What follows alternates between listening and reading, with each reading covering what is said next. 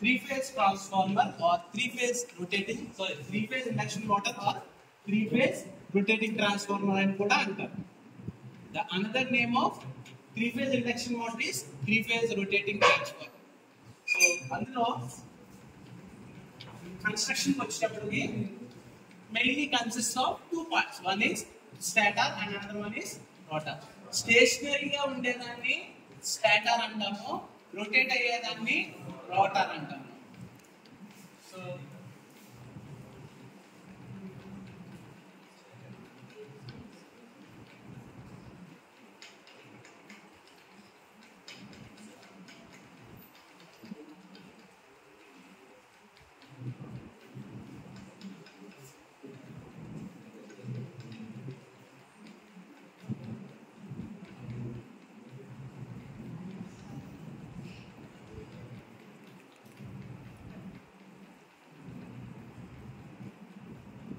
So magnet కి electromagnet కి difference ఏంటి?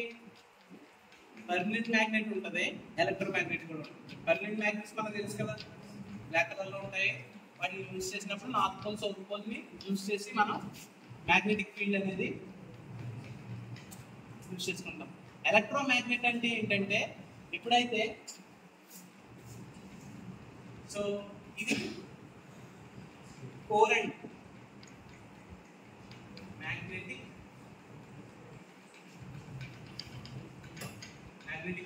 ఇదేంటి